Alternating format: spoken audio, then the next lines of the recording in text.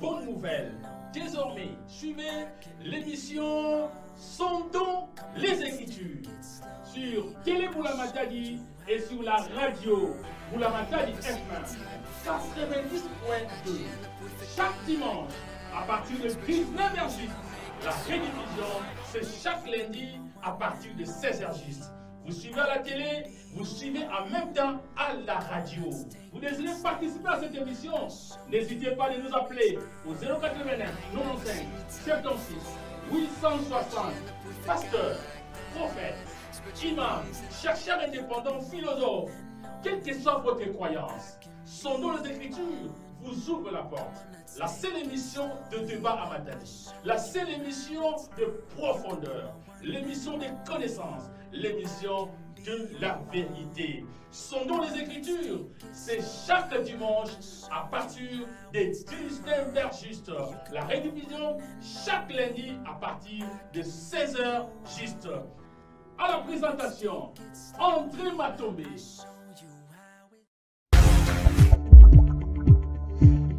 Moi, Mikole Belé, les cas sous soutien à l'émission Nabiso, 10 ans, plus de 10 ans même.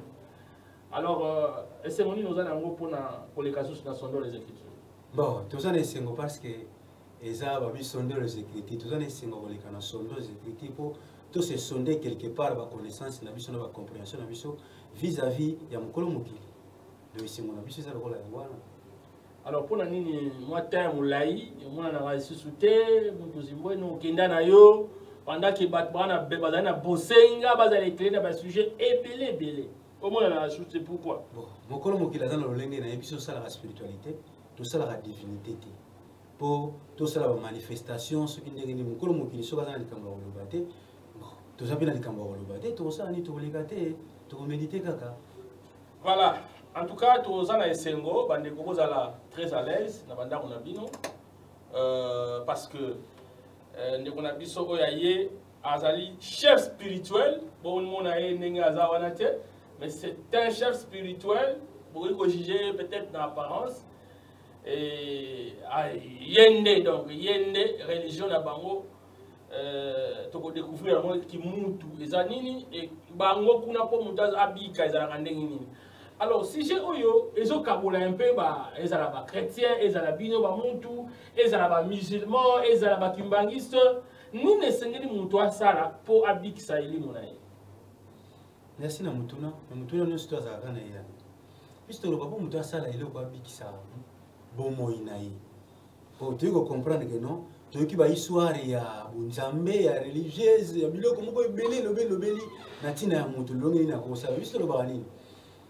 Mutu ayambo bakelaki bisto comme hypocrite. Il fallait toye balolengani il plaît en création ezalaki pour tobikisa bomoina biso parce que ceux qui tobikisa bomoina il faut autant le selon mokolo mokili akelaki l'homme de vivre éternellement pas selon ba bunzambe o bakeli na bukoko na bango to na coutume na bango po baliko ba pesa mokili goût. OK. Alors ni yango mutu asalaki ntango nzambe akeliye toyebi création ndenge yango ezalaki nayebi te bino epa na bino eske eza kaka adam ndenge nzambe akelaki na œuvre oyo ayaki nsima na nzela ya adam e mokili ebandaki kuna. Alors parce que yo omemi biso nano na ebandeli ya mokili tolingi toyeba un peu po tokota na makambo oyo ya kobikisa elimo na kimuntu création Mouton Nzamba kelaki libosa na inani mais quand vous expliquez biso un peu yonde muto na matière to ko boya te parce que ce mutu na sto ko ika phobia no ya kaka to na biso to ko bandenge ni muto ya yambo oyo bakelaki na molimo ya yambo o to bengi mokolo mokili créateur mvangi ezali oyo bango babengaka na babuku na bango Melchizedek yende muto ya yambo o bakelaki et pas une biso compréhension ya création parce que ceux qui te comprendre yambote to ko kende na liboso te zo ko la muta o traiter pota ceux qui a traité pota na yesiki bandela kité ata quelque soit pota ne biki ekobika kaka te ekozonga kaka lolenge mpe okolo mokola mokili toza lelo tokoluka be tobikisama mais tokobikisama ndenge nini parce que nzela na biso déjà eza mabe. Nous sommes détruits par la parole de Dieu. Comment nous pouvons se retrouver dans une même parole? Et eloko nde ezosala biso nde pasi yango wana nde moni mokili ezotepatepa kaka be na kotepatepa ya koyeba mutu ya yambo babi mutu ya yambo na bakote mosusu mokili mobimbisi ndima eza Adam et Ève bayindo be bayiko bimisa kitelekendama na kengelufuma kote mosusu balobi nendala mpandu na kengelufuma. Donc sikoyo niyo wana eza bamaloba pona ni mutu azokotya mythe na place ya mokolo mokili. Il fallait que mutu azala soumis selon le plan ya créateur po ayeba munene ya créateur. Mais mutu soba créer boyebi na ye ya bakoko na ye ya bakoko na bango alobi coutume na biso ya mutu ko imposer na mokili. Den na ka lelo no peuple Israël bango peuple solo. Mais soko tangi na kata buku no nzamba alobi je vais haïr Israël parce que ma belle amie osalinga lekitilo ngai na longoli bino na kibokonzi na ngatala isika na wendo kopemela mais lelo bato bazo espérer kaka na Israël tozo batembo lolenge ni tokokende biso na bosolo tozo linga to yakisa bato ke mutu ayambo oyo engrouté mabelete azana ni séjour de mort et ni séjour de vie yende biso tobenga wabakulu lemi ya wante kila mamonso yende ayeko bima Melchizedek tanga bima Melchizedek na mission kaka po Jésus abotama na tribu lokola tribu ya Abraham et ya Abraham ezaki tribu moko ebunga nango. Alors Melchizedek alobi ke nona kosenga na Nzambe na ngabotisa bino mutu lokola ngai po azala rédacteur na bino mais na suka Jésus alobi la bango vérité na te bino boyoki te na zongisi mbuma esike utaki ebota mbuma po esala musala nango. Alors voilà, na bande boza na biso na ba radio, boza musika na manianga partout là-bas, na bakan Congo, hein, tozo rappeler bino que to yambi mutu zimbwe non, oyazali chef spirituel ya kimuntu. Donc chaque dimanche, boza la na mon message na kolanda émission Sondons les Écritures. Alors numéro de contact, ba o ba la biso na télévision numéro déjà wana 089 95 76 860. Donc, Moutou Zimbwe, nous avons la télévision. C'est comme un Rastaman. Et apparence, d'abord, il y a un peu en profondeur parce que il y a mais apparence, il y a Rastaman, Nani, Rasta. Mais quand on peut expliquer, il y a un peu en profondeur. Eza dimension. Ça veut dire que tel biba to akala basala bango lokola ngama Yesu akimbangu ba David wana bolobela bana basala lokola ngai basala ki lokola ngai soki milai ba ndefu ndengo zo mona ngai mais lelo lorsque culture ekomi soki ekomi na ngolo lenge sengela ke sala mbonga nazara rasta te mais nazara na en bon terme na barasta mais nazara rasta te. Voilà, précision ya ngwana mais to moni opena guitare bande ko guitare eza awa bon en tout cas na habité soni na Simba. On a aussi des problèmes. La guitare, on y a un baratonné. Là, nous surtout les culture na sala. Donc voyons on va ça d'uniforme et on peut ça message. Donc tu viens barapoto véhicule un message na biso. Voilà. En tout cas, je crois que la souka soni to za mwangonga akubeta moi quelque chose wana pour abel la pe ba cool na e ozala malamu kolika. Alors, moto yambo yo ozo sabi chez Ali les Mia. Oui, mais la Bible et lobby et ça Adam. Mais quelle contradiction. On est dans la religion si katon neni. Te za ko sanga ko koma na ibande. Donc lisolo oyo ya Bible eza ba mythe. Ba sala ona sima ko tala ba koko yo o ndenge sengela ke sala. Moni surtout landi que tant lisolo ya Bible na ba lobby que non. Muto ya mofa ko kisa un jour po iba munene ya mukolo mokili. Madame ko kisa un jour ça qui le kola 1000 ans na munene ya mukolo mokili. Adam kufaki na 700 ans muto ya mbote. Bon muto ya mboyene muto za exemple de tout le monde. Siko muto ya mbo Yeshua, bozolo sali ya na munani soso. Orki muto ya mbo yende mutavana kina mukolo mokili, solo na kina mukolo mokili. Ye muto faza la rédacteur de tout le monde comme Melchizedek. Ye muto simba ka muto za na mission. Lo lengebe ayaki pa muto milakisa na munene na habité. Ngai kaka ne muto na kufa te likolo to babio Yesu akufa c'est quoi? Mais ça na séjour de mort. Mais c'est quoi ça ni séjour de vie ni séjour de mort. Il faut payer sa respect na isika ya grand être lokola Melchizedek, lokola Lemia. Voilà. Merci beaucoup. Je crois que, chers téléspectateurs, nous avons invité la biso. Mais aujourd'hui, on a combo ya Lemia, comment il y a Melchisedec. Et là, comment on dit qu'on triche à la Bible. Parce que ceux qui il y a des grands lecteurs, il y a la Bible, mais c'est la Bible qui en parle. Je crois que sur le total, dans Hébreu chapitre 7, le roman, la Bible qui est ce Melchisedec. Azaki mutu azaki na papate, azaki na mamate. Alors ndenge bino ba muntu boyako yiba kombo ya batu, o eza na kati ya Biblia, po bolo bake azaki mutu ayambo nzamba akelaki. Eza esemo mingi, mais biso lo baka nini. Bango mindele balobi. Si vous voulez créer une contexte religieuse, sans de retirer une de l'Afrique, ça ne pouvait pas exister. Le monde vient récupérer toute sa originalité qu'on a récupérée de toute religion, lui il prend ça. Comme ngo basi Melchisedec akomama na kati ya buku na banga akomama na deux épîtres na koloba akomama na Genèse 14 na Hébreu 7. Pona ni ba komeka miba. Oui Bible. Tu vois Bible tena bon dadini par nga na ibi théologie malamu. Mais pona ni na yeko tika théologie kuna moni kimbangi sa na théologie. Christianisme za na théologie, Islam za na théologie. Théologie de cocotier zali. Liba théologie c'est belé. Ni ne koko sauver mutu. Il y a une ontologie, les sciences de l'être humain. Voilà, ontologie.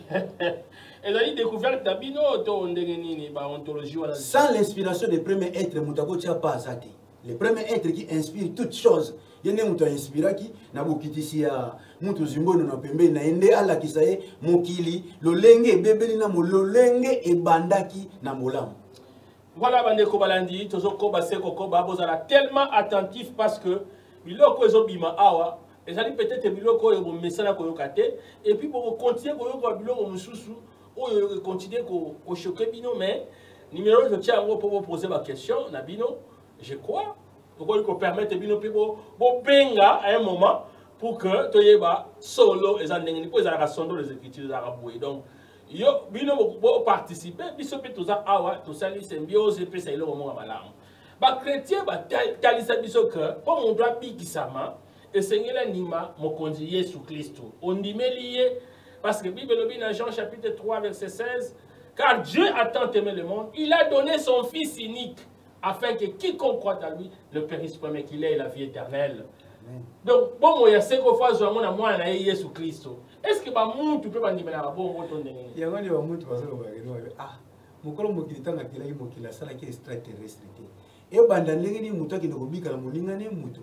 Mukolo mokila lingi ta intermédiaire té. Mais banda lo lengi ni balo bagalo par son fils te la sauver. Mais là aider bango na molimo qui est Jésus. Balo bien au commencement na Bible bango Dieu était au commencement était la parole. Et la parole était Dieu et la parole fut été créée chair. C'est ça que nous allons expliquer. Comme on dit de Jésus, Jésus lui-même dit, celui qui manquera de moi, il sera pardonné. Mais celui qui manquera de l'esprit ne sera jamais pardonné. Les qui montent n'a pas de problème contre les dieux. Les qui montent ne croient pas en Dieu, ils croient en esprit. Donc, oh, donc, vous avez athée. Ça veut dire quoi? Comme vous et moi, nous sommes détachés par un grand esprit de venir si bas sur la terre pour prendre une mission. C'est ça que moi j'appelle cette mission Dieu.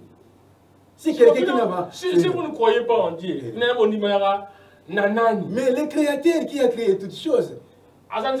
Mais à cause de l'ensemble, en Dieu il y a plusieurs dieux. Mon esprit est un seul esprit, vous ne comprenez même pas.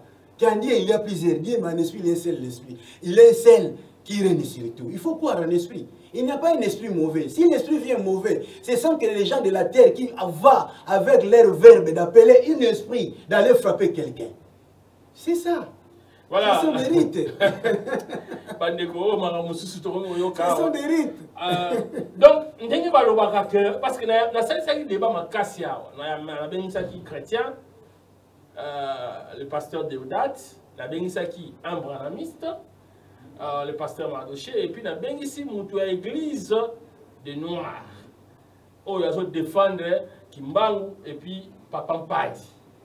Alors, si tu parles de Liboso, les chrétiens, ils ont le bango, ils ont croyance dans bango, ils ont parce que en dehors, il y a Jésus-Christ. Ce qu'on dit, était en tout cas, nous sommes là, libunga na libunga. Neti yo, tant que vous avez considéré déjà vous a sauvé à ta moukete. Nakondima pour nini? pour bango pe babi Jésus alors que celui qui manquera de moi il sera pardonné mais celui qui manquera de l'esprit ne sera jamais pardonné. Bango va choisir corps à Jésus au lieu de choisir l'esprit qui est le promoteur et de toutes choses. Non, n'a problème dans bango, ni problème n'a au bon de sa religion. Moi, j'ai dit ce qui est la vérité de la création du Créateur. Je suis un messager nouveau par rapport au monde nouveau. Parce que le monde a été déjà à Bungakala. Nous sommes venus pour tout ça, la branche au Babini Moutouaga qui créé, a commis pour créer. Et nous sommes venus avec la récréation pour que l'homme voit les choses de la création en face. Alors, là, Moutou, n'engeni Moutou a signé à Sala pour Abikisama. Abikisa est limonaï. Et c'est le comme Moutouya. Mutabiki sana bombo inaye mutasana ba branche ni satu na mulimu azana nzoto ya musuni azana nzoto ya elimu azana nzoto ya mulimu ava biki nzoto na ye il faut le combattre ko sangisa tous les trois nzoto wana ekoma moko bombo yiba na mulimu donc ce qui nous sommes sanga ba nzambe loi bunzambe za loi charnelle au bible azo déclarer moko en bible il y a des lois au yazolobela loi muso musuni loi muso mulimu abi nini mutu fasa la makasa ko pona ya mulimu po so iponi ya musuni okozala ka oleka na jugement po kozala na sia mibeko so mibeko mo ya mwana ya Moïse wana ya nzambe ça mibeko charnelle pourquoi les croyants balinga basale lango oleka bakota na mibeko mulimu kuna le mal n'existe pas l'homme devient un esprit un tout dans un tout qui a tout sauf rien. Il va à la négativité. Pourquoi? Et il va envoûter Nanini. Parce qu'il devient prédestiné. Celui qui devient prédestiné, qui va lui dérober encore? Non, non, ça est clair. Nini mou batu ya mokile senge to sala po to za la sauver. Non, ça va bien. Ce que ça n'est pas notre nomi ça tout est vous la sauver. Ma zoto nomi ça nani nani. Et ça, corps, physique, âme et esprit. Ce qui est comme mongoli mutakomi ça qui pas embêté les magatés. Et comment nyonso ndenge moko na ndenge nini comment. Mais tant que même Jean-Baptiste dans l'eau. Moi je vous baptise dans l'eau. C'est lui qui vient de vous baptiser dans l'esprit. Mutu fois là. Abotamana molimo. Non, si je comprends bien, il faut pour l'accès makambo ya kimuntu, pour l'accès enseignement ya kimuntu pour avoir la capacité. Parce qu'il y a moins de la vie. Il y a quoi accomplir. Il y a moins de la vie et pas mukolo mukili. Mukolo mukili azana kilitire o ya salela ki mutu. Mutu nda bungi kilitire na keli kilitire ba koko na ye. A tout fond important. Le gars Israël quand on qu'il a bango le barango na kala bango ba boy ba bitela biso mutu physique ba tieli bango Saoul akoki ba bizali le butu ba kokiti. Na ncho comprendre on singela parce que bango ba senga ki mutu siko le monde ngo ki batu yango ne koma mutu azana koko na ye. Omoni na kati ya théologie ba o basala théologie ba yebi ezana étude mo to tidiaki na théologie pour te yekola théologie parce que bazo ba théologie c'est l'étude de Dieu. On comprend ngo théo qui veut dire étudier logique théo qui veut dire logique qui veut dire théologie qui veut dire étudier. Alors étudier on attend on doit étudier nzambe babi nzambe azana invisible. Comment on doit étudier Dieu? Il faut chercher système moko magistère, ça veut dire système moko magistère que la catholique a créé catholique a dit non, lui ce système magistère mère de Dieu.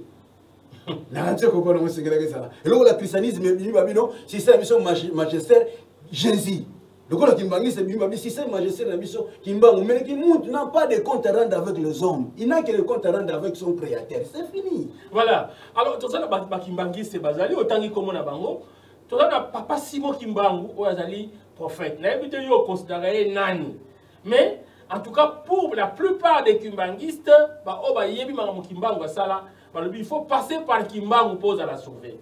Encore interpréter mon ennemi. Nous surtout on va trouver dans la tango Yesu yango petit tango loba na tango singela kisa. Mutu azolinga mibiki na pemera mutu yango na ndia azosala. Mais leki mutu azolinga mutu azala ye liboso mukolo mokili parce que azala sauver ye moko na bomoina ina nyonso tu. Mitango yobiki no bango baza sauver. Ce qui mutu andimeli na mutu eza religion. Ki mutu ekobumisa religion te. Religion ça soumission ya mutu andimeli na ye le bolinge bongo. Mais à sauver te qu'est-ce que c'est fait que bakufa kaka leki mutu depuis qu'il existe membre de la Koufa parce qu'on fait la spiritualité.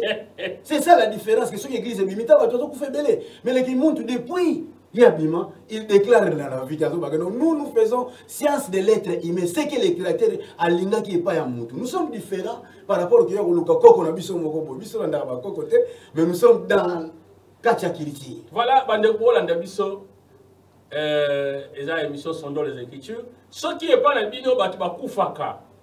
Ceux qui n'ont pas religion n'a pas non. Bokunda ceux qui combien de personnes nombre de baraté.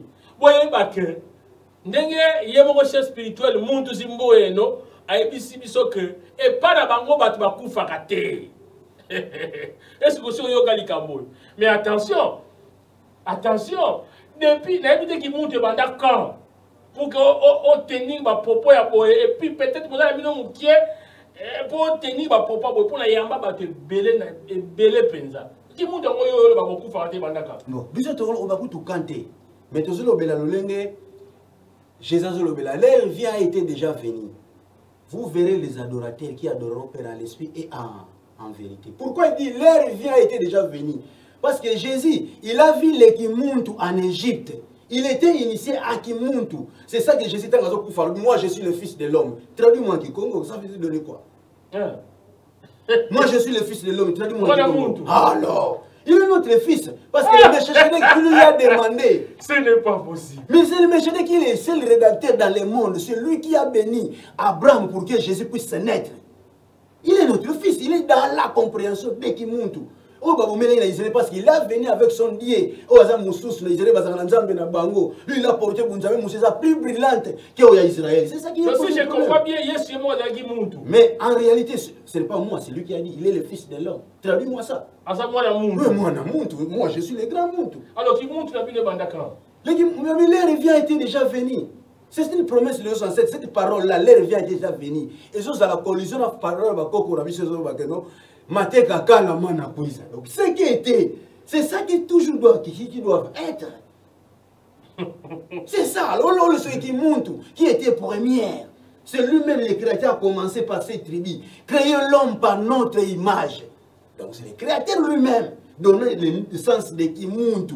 Pas le sens de christianisme, pas le sens de Kimbangi, c'est pas le sens de Vuvamu. Mais il donne le sens de Kimuntu. Donc, comment on n'y est pas Vuvamu? Je ne nie pas, mais je dis parce que, au livre le plus ancien, vous ne voyez pas la trace de Vuvamu, vous ne voyez pas la trace de Kimbangi, mais vous voyez la trace de Kimuntu. Même en philosophie, il n'y a pas une philosophie Vuvamu, mais il y a une philosophie de Kimuntu. Je peux prouver ça. Mais est-ce que vous niez les Vuvamu là? Mais non, je ne dis pas. Je dis non, le Kimuntu, c'est comme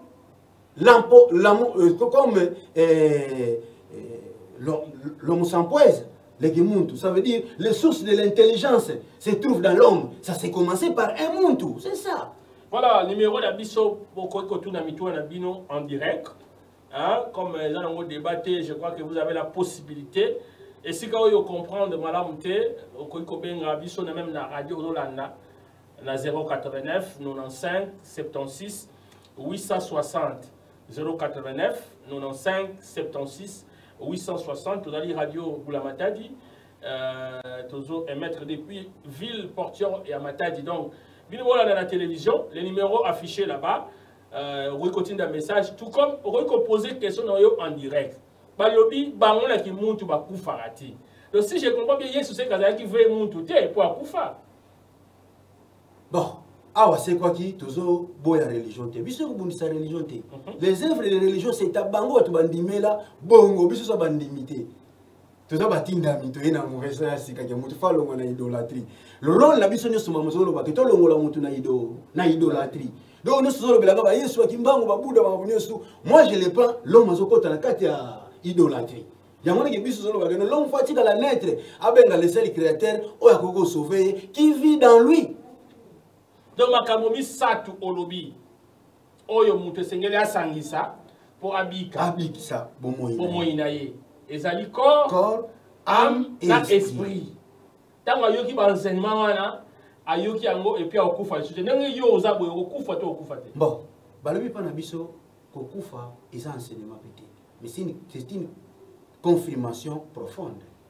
Ce qui mute s'est confirmé dans l'esprit, là na moment nande to komo lobela que non lui à cause de la mort et ça lokola Eli aboya ki azwa mabele batili le cheval blanc bazwa ki bakenda ki na ye et ça le kamo te mutaka mwanango parce que mukolo mukila sala ki mutu c'est le plan à vivre éternel mutu nda trébiché jusqu'à ce que azoyi basuta pour se retrouver les wapi. Yamana moni mukolo mukila wi que non lorsqu'il a créé ki mutu a commis pour créer il faut créer base moko ya récréation pour mutu à comprendre l'œuvre de la création. Mais aux autres contredire la Bible de lobby, car tu es poussière et tu retourneras dans la poussière. Mais le banza mené lobby en mot, ozali pour toulouper ou kozonga na pour toulou.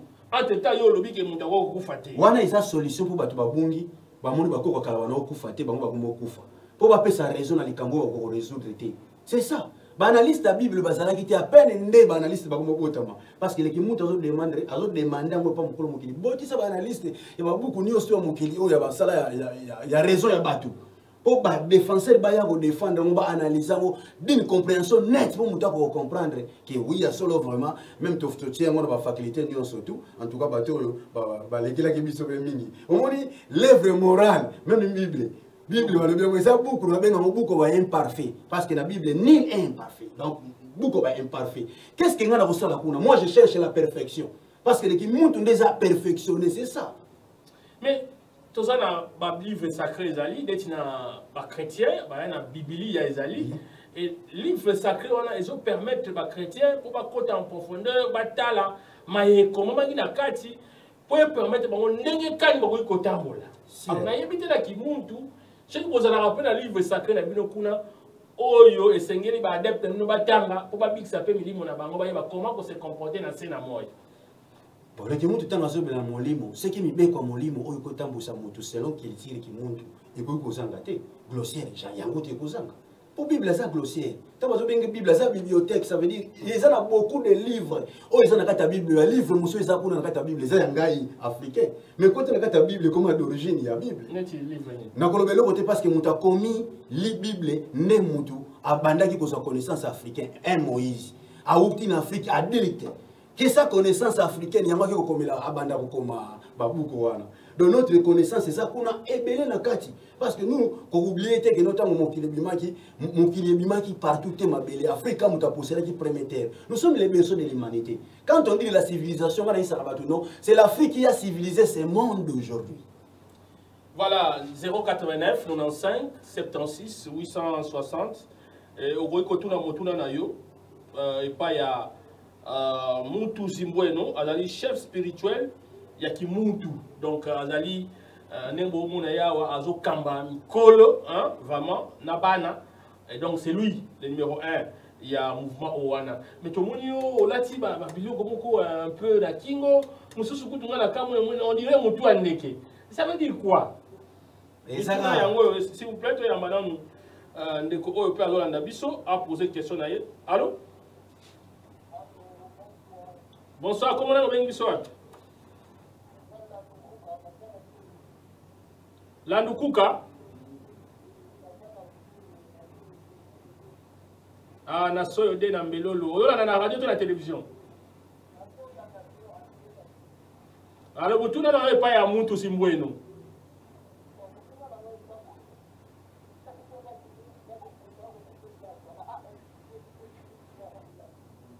Ah, expliquez nini? Très bien.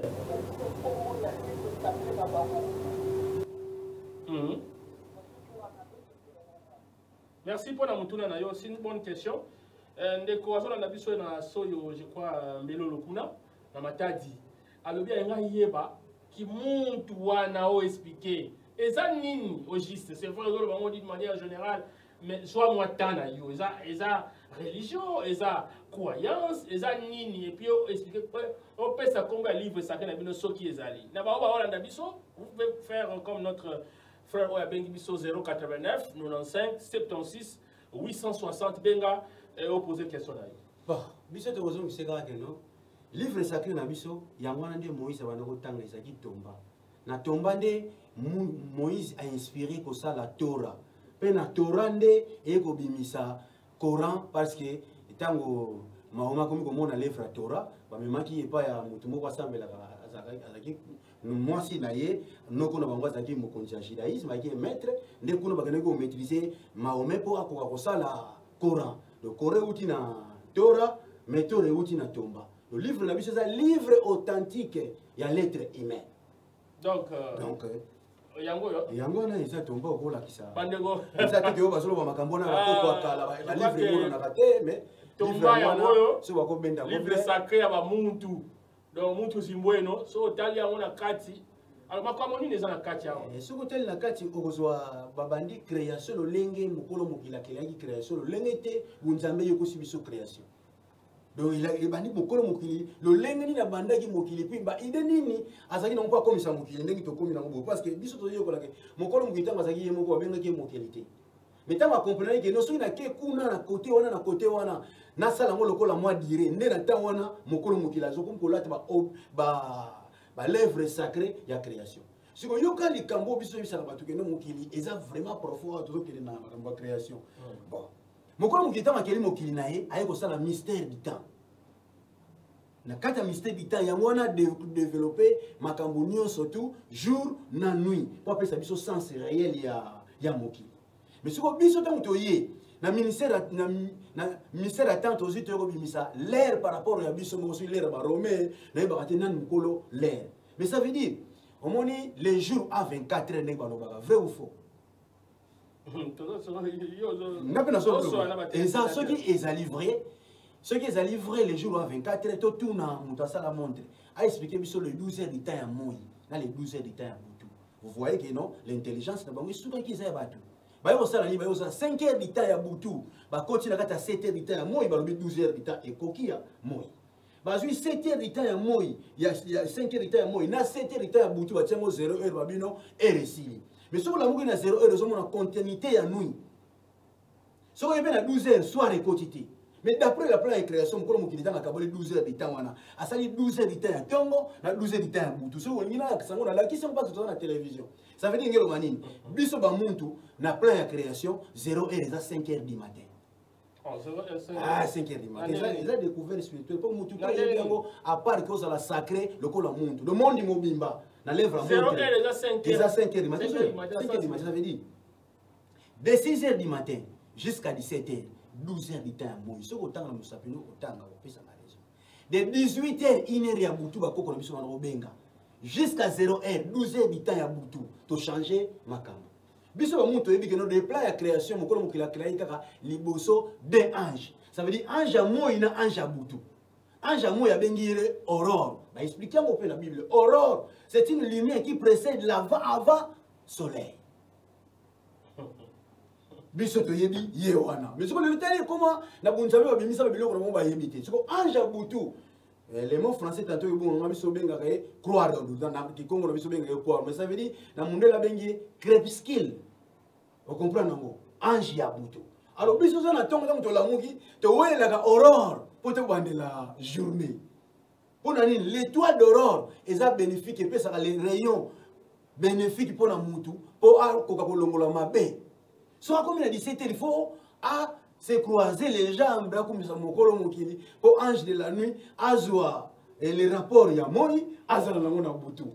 Jour voilà, je crois prochainement tu vas un sujet on va expliquer un peu le mystère de l'air. En tout cas, ils ont tellement notion encore importante. Mais mon tour na mususu bonsoir papa journaliste.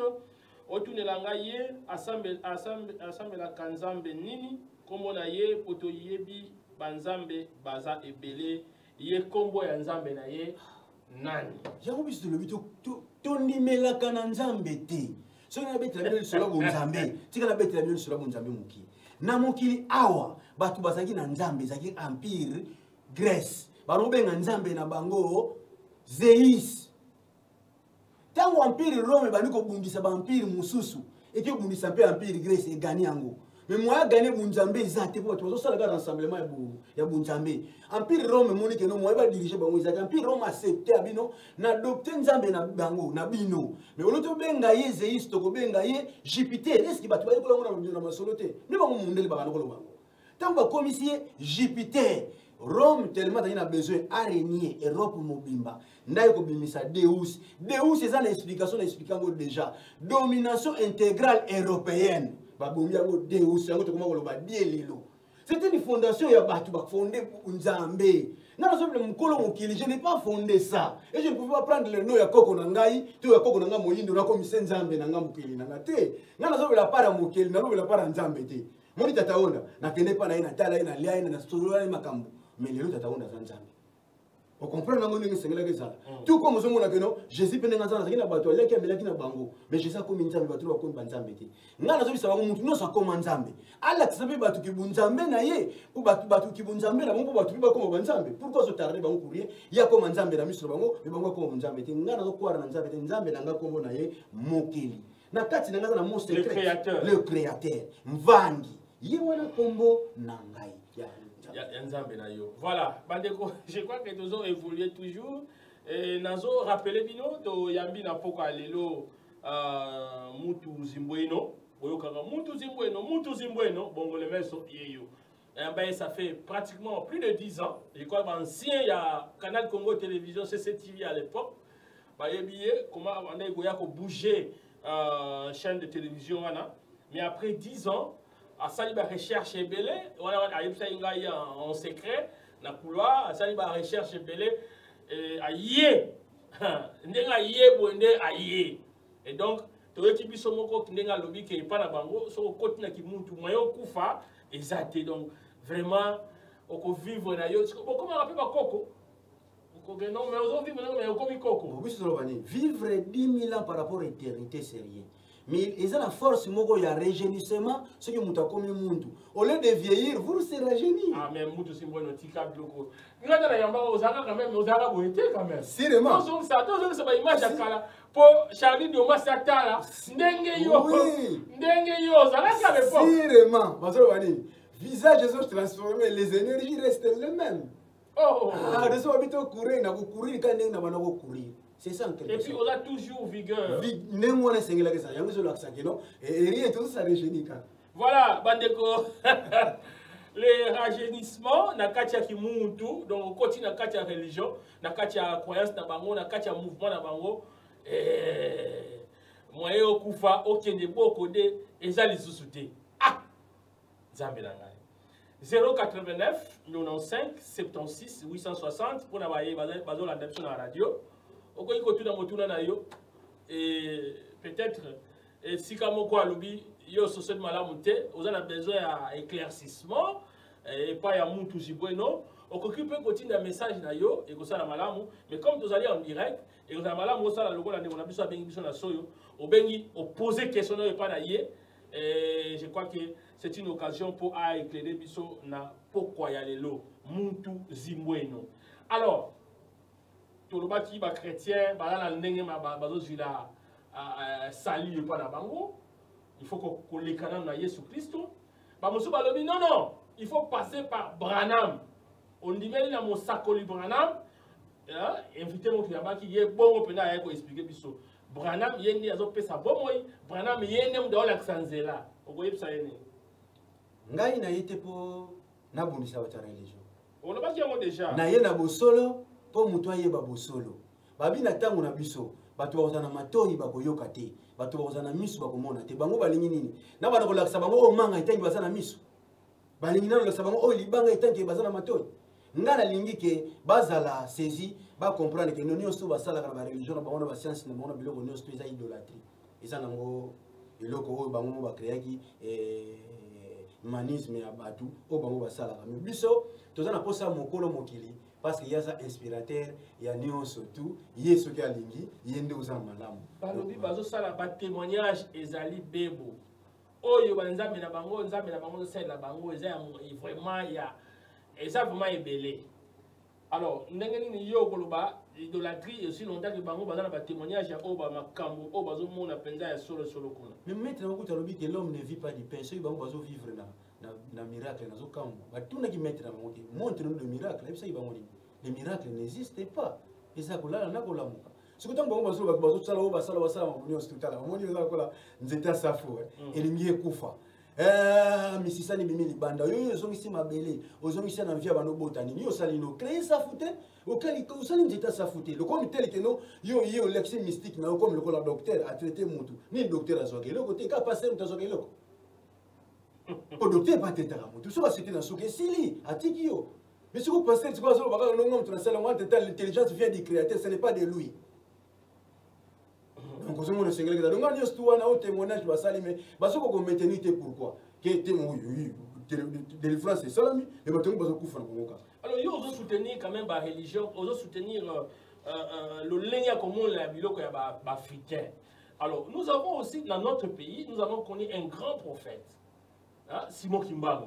Oyo, bato belé l'église des Noirs, bato anzila Congo, bazo soutenir yena ndenge moko penza ya makasi penza. Alors, conception na yo en tant que muntu zimbweno, en tant que zimuntu, mouvement na bino ni ne ko ça la parallélisme ni entre bino na le kimbangisme ou kisimo kimbango le prophète. Bon, qui montre ça vraiment qui boyindo te, mais ça qui beaucoup le moki. Et ça qui molimo.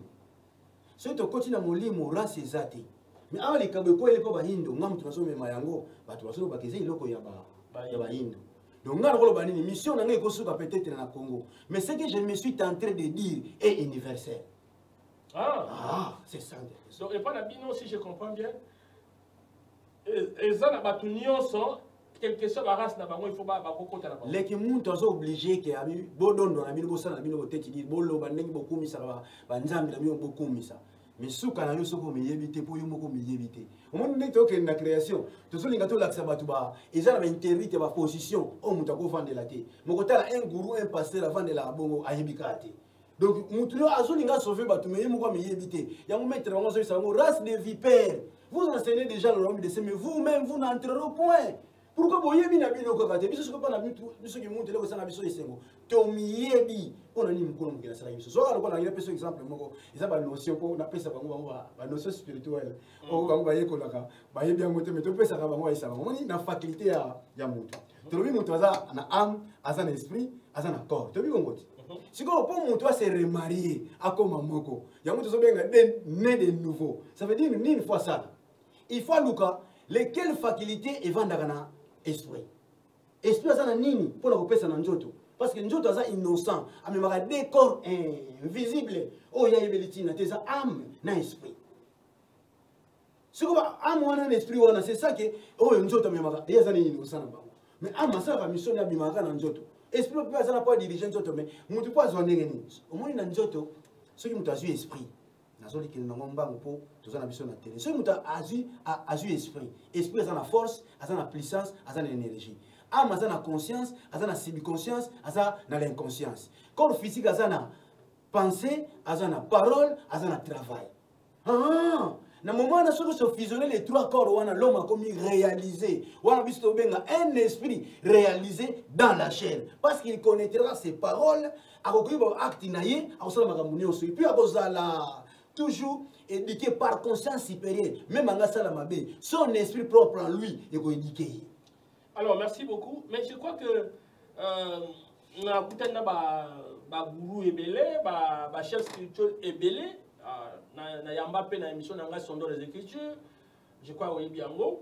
Et na touche ça na kutana kina muto ba bengi nzambe, ami bengi nzambe. C'est-à-dire mbala tudi kolela. Et puis j'ai eu à passer une émission à hier. À ça la émission de mai. Quand on a eu dans Kinshasa, à ABC ba ange na ye, bobengilanga matombe aya awa André pour tout ça la émission na sura na ye. Et na kenda ki kuna na kimbacheke na ngasa na suka kuna et to kuda na to ça une émission et les gars pe na bilili. Alors bango pe kuna, le monsieur se dit yende mutakela biso le créateur. C'est-à-dire, il y a des gens qui contrôlent ma harmonie sur la scène à moi. Mais quand on voit moi je crois que c'est une confrontation de ça, mais au Robi Gate. Les créateurs ne pouvaient pas porter le corps pour être vu chez les humains. Il est le garant de toutes choses. Oh. Pourquoi? Pourquoi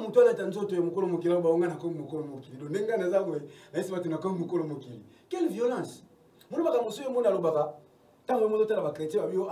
Jésus est prince. Mais tant moi comme roi. Mais ce qu'on a dit, c'est ah, vous êtes aussi nzambe, nzambe bino bobisu ki apembe ko butaye na mututi.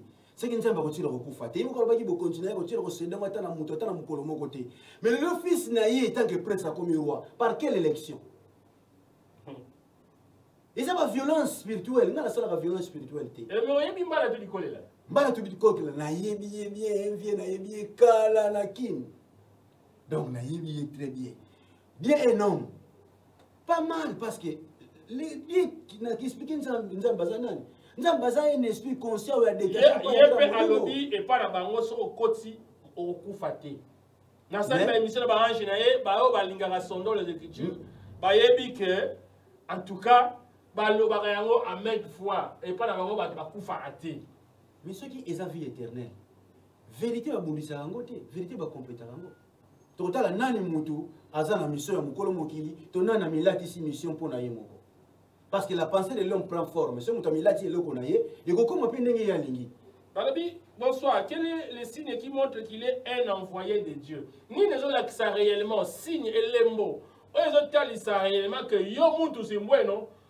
Ozali motinda mi ya mvangi parce que d'abord le badie ozo budango mais mvangi ne mudatinda kyo na sena moyo. Bilembo nanga ezali sinanga elobeli nanga yango nizo kesanisanga na bato ba loba nanga nazo loba différé zo la saki wapi nazo le message na se ya tango bato mayele baleka babota makolekanga mais ngana kozwa message oyo nazo yango wapi yango zo la saki no ezo distinguer ngai pona ina sala maseki na makama molimo sans inspiration ko kende wapi. Alors et bandaki ndenge nini pour que comme initiateur il y a un grand mouvement oyo qui monte. Bamusu bazalaka lalaki non un jour comme ça na mandai ko tambola malamoko ange ayako biminanga apesinga mission. Yo ozali leader, grand leader, il y a le mouvement il y a bamuntu ki muntu et yo mutoko comme na yo mutu zimbweno. Alors ça le mari ndenge nini pour bato ba olanda biso bazana un peu na boyebi ba comprendre un peu mission za na mona sena mona. Bah voilà to sepeli mingi. Omoni et quand vous bisanga les mêmes mutakutana les mêmes mutakutana qui na Abraham. Oh, c'est ça le même mutakutana qui nanga les mêmes mutakutana qui na Abraham. Iyo bakutana no ya anini. Tozoya les mêmes mutakutana nanga les mêmes mutakutana qui na Abraham. Makambo yo isaki Abraham. Soki Abraham asala ki ngo ndenge ya lingaki ndenga na koliko yate. Ah bon? Awa Abraham asala ki ngo lolenge ya lingaki te. Ndena lolenge wana ndaye kokutana na ngai. Ambassadeur nanga spécial. Ayo kutana nanga po solo nanga makambo molimo par rapport à mokili. Ce que on a Hébreu 7 bien. Lorsque le prêtre a changé, il n'est pas venu de la famille lévitique. Nécessairement la loi aussi doit être changée. Mais Abraham a voulu changer la loi dans lévitique parce qu'il était coutumier né dans zone bagé, Bunzambe za coutumier. Il n'était pas spirituel. Quand s'il était spirituel, il pouvait être soumis par la loi qui venait de l'esprit haute. Alors, aneni ba kutana ina yo, mutoyo être ya kutana na Abraham. Olobi yé moko kaka pa kutana ina ezala ki quand na ba circonstance nini. C'est ça un peu. Ça va clair. Ça clair. Omoni makambo. Abraham yo na kati ya buku na biso synthèse wana ezali pour balakisa les passations de l'esprit par chair. Donc na kati ya livre na biso ezali le lenge nini mutu ayambo ayaki kokutana na biso. Mais auto zali na kati ya plateau tikana nasalisa bango le lenge biso kokutana ki na ye. Na yambo rapidement. Na yambo to banani kozalaka lisanga na baninga bazaki ba chrétien bangunza ba mliosto. Nga makamna bango na okipango te parce que moi je faisais culture nanga banda na botama na sala kango. Mais bango bateka baloba kama muno so singla mais tango na komi côté na bango to mi ko sala ba débat ba pesi na importance mo bazo sentir vibration moko kati nanga o eza différent kati na bango. Donc to komi ko sala so na bi veiller to sala veiller so to sala muno so to sala o ilongo. Alors le jour moko to sala ki na bango na veiller. Donc batuana bazana no vivant ba jour mo so pesa mo tasiki témoignage to éviter so ba ko témoigner mo na ndenge na nga tu comprendre ngo. To sambela na kati ndako ikomi sero na bango biso to fani to bimbo photo que nous suba to bimbo le banda to que suba to moni on dirait courant ba kati on dirait mutu de kobi mulili ba tu bazana kati ba considérer ngo ba bimbisi mitu alors tant que mona boy na moi minute muke lumière moko uti na likolo beti mabele ka do lumière wana facile à comprendre ngo torche abraga bongo mais lumière moko avec des rayons mais là tinga mo bimba bango bazo mona ngai pe na tikali na hôtel siko rayon tant hôtel la rayon wana na komona rayon bimi lokola des ailes un homme avec des ailes lokola ndeke abandi kosala abandi kokita ngabi na zotala yi abandi kokita ko masuba ko to misumila bilamba maku na landango ezate po na zo lingana tala rayon wana lolenge ezoya na moni bita rayon éclairer plus donetika bimi na mapata kompenza na mokili do rayon siko éclairer nga makasi trop siko ba contexte mo ilanga pigeon moko boy balo bakana ba iso ko taka na njoto ba to iske pigeon yango na tezo ilanga lo moko mo ilanga siko yo er mota na mocha pensée humaine na bi ari nga biloko na yango te na moni yango etile mesika moko azodenda kaka na mapapu ngapi na sotala ngo kaka bato pe kuna na kati ya ndako bazotala yango batala mbala moko reyango bandi kozonga reyango bandi kozonga reyango bandi kozonga tango ezongi na mapate tima mo bungulili buyaro wana esali lokola mwa vertige et puis sur la vertige pour se comprendre soute nazalaki wapi na komi wapi na ke wapi mbamuna gunja mikati nanga mutu nanga tuti mabere nde nasoka kati nanga voix fort ezolo babi oza mutu ayambo mais nzoto nawe yebina no experience eloko moko te méditer makasi eloko wana kozonga na yo na yango ata ozongo pa mutu mais ya yo okozako initiation ezalaki wapi na année nini eza na année 97 ezalaki na ville nini ezaka na Matadi. Voilà. Donc mutu zimbweno bandeko namoni bozo bipé bozo sala ba mususu balinga ba benga en tout cas on sera obligé ya ko quatre émissions parce que mais maramba lobi oyo nano alobela nga yango te prochainement to ya ko lobela appel na ye hein to ju déjà ba sujet bela bimisia appel na ye et puis mususu zali pona tango hein to yeba un peu le temps selon l'équimuntu ndenge nini mutu zimona zaka mission na ye to fanda mingi wana pe boko poser ba question na bino mais en tout cas ndenge bo landi biso to sengi bino merci de partout tout le monde me poser ba question et ça biso penda bien makasi vous avez besoin bosenga ya koleka na émission ko banga raté numéro ezali 089 95 76 860 koleka na TV et koleka pe na radio na biso Bula Matadi donc 90.2 voilà tout ça dans Matadi et aujourd'hui il était question de recevoir Muntu Zimbweno Azali chef spirituel Yaki Muntu thème de l'obéli que peut-on faire pour sauver nos âmes tout ça la ndenge ni poto bixa bili mo na biso alobi yango et sengeli biloko bisa to sangala nzoto âme et esprit voilà en 30 secondes au ça la moi conclusion pour to kata émission parce que to comme na suka en tout cas yango na lobi molimo ezali pasi et balobi mutu falo abuka bibe ko alonga na emprise mebe kwa musuni oya Moïse et sali nango perfection ta na mokili te faut muta koma na bibe kwa molimo po ayeba ko banga mokolo mokili na saluer ba muntu nyonso tu ya Kongo mobimba na saluer naza kola pero kola Abraham naza na famille de Sarah mobimba naza na bango na saluer Sarah Ngivani Sarah Besala Sarah Konde Sarah Sarah en tout cas eza lokola Sarah donc wana eza bazo saluer bango parce que isengela que ça na saluer tous les batu ya quartier na ngai ngombe basi na mibali et puis na saluer membre de famille na ba oncle partenaire partenaire na batu nyonso mais na zo bisaka bokilkeno na yambo yoka deuxième fois après 10 ans na loba na yego loba sose est-ce que vous comprenez pourquoi ba âge wana donc ça est loba keno makambu nyonso tout siko ndenge sa boye komi na sous contrôle ya créateur en tout cas ndenge to bandi boye bon mutakuta na mapata ko sala débat pas expliquer biso ya bimela ki wapi mutu sibono ayoka yo alors quel est numéro de contact na biso eza 089 63 95 961 bandela 89 63 95 961 na bino bozili baku ya kolanda biso peut-être ba bazaki ta ya kolanda biso na nzela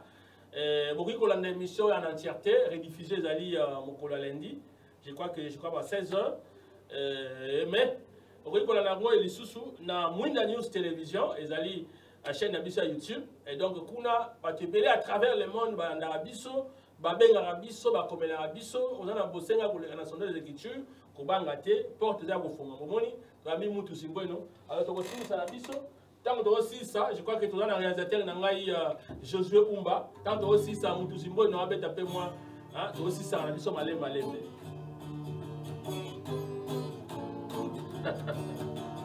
Singana twa singane twate ka kinkulu kieto yaya kinkulu akisuniko mamu makipeve ibuna twa singana kya kuma twatuka tuze ikoba yaya kwetwe chikwenda ngekongwe kongo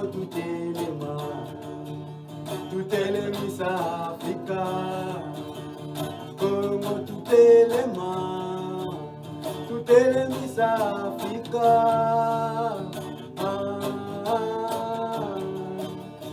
Zimbana twa zimbani wansamu mambu vangika vovae tulendisa la fuka minako mbasi antaya wansamu tulendisa la lombi lampeko simbi antaya wansamu yaya tulendisa la sambi lampeko Voilà, ça n'est fini.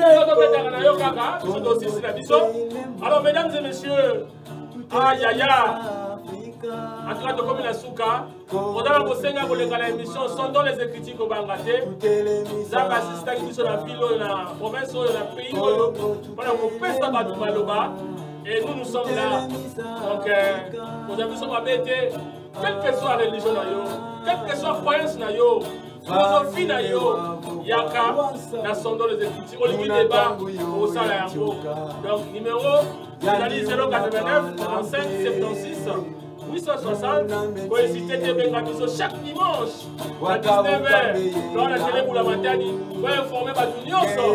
Photo, et si elles ont dit déjà, et elles ont dit ah on a pour la maternité, chaque dimanche à 19h, pour ça on a émission Oza esika, on voit la même la radio. 90.1, on a la émission de la Kenya Nyonso.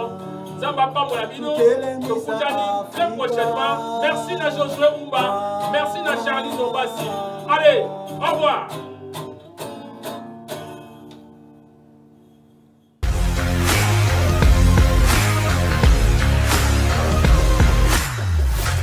Chers téléspectateurs, je vous annonce une bonne nouvelle.